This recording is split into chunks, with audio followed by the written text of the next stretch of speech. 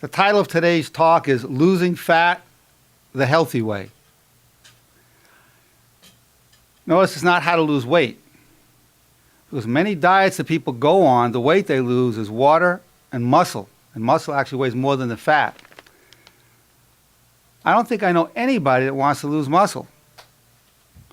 So therefore, I'm going to be talking about fat. And we know that we're dealing with an epidemic of obesity and people being overweight.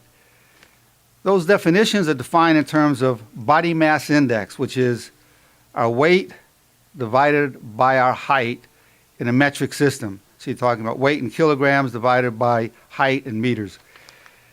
Somebody's considered overweight if their BMI is 25 to 29.9, and 65% of Americans are overweight. And people are obese if they're over 30. And 30% of people overweight are actually obese. The cost in the United States is over $150 billion a year in terms of medical costs and lost times, lost earnings over that. So we're dealing with something of catastrophic dimensions. And to the extent that people have fat, and mostly particularly dangerous is the visceral fat, makes people more prone towards diabetes, more prone towards cancer, more prone towards cardiovascular disease. So you being here today is something that could save your life or the lives of your loved ones. We're going to be approaching the subject in terms of the genetics, insulin and insulin resistance, thyroid, testosterone, and growth hormones. We're going to be talking about the estrogen dominance phenomenon, excess cortisol, the nutritional storm, which involves iconosinoids, C-reactive proteins and triglycerides, leptin and leptin resistance, metabolism, nutrition and exercise, and psychological factors.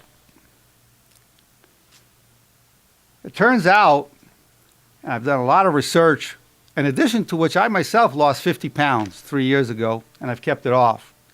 So a stack of books here, just some of the books I read just preparing for today's seminar, plus a lifetime of experience in terms of personally and working with patients. The good news is something can be done about taking care of this epidemic that we have. But let's look at what brought this about. Let's look at the history of humankind.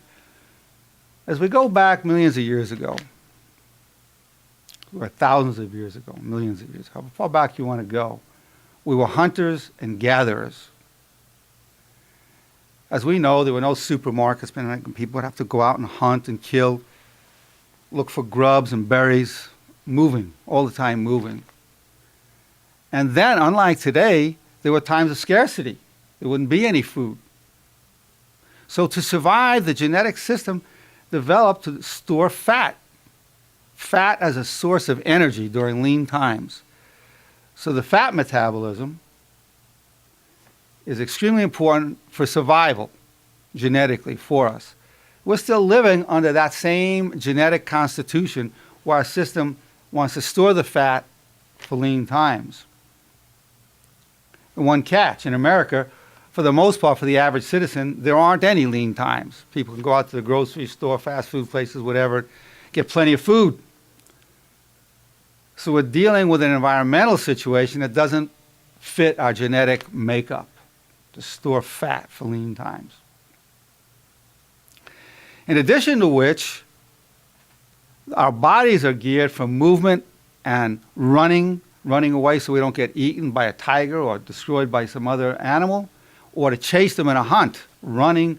So our bodies are geared genetically for intense aerobic activity and for strenuous lifting and moving. Again, our society today of sitting in the cars behind desks does not fit our genetic makeup. We are a misfit to our genetic makeup. Our genes have not evolved to what society is today in the last few hundred years with the Industrial Revolution and supermarkets. Our genes are not there.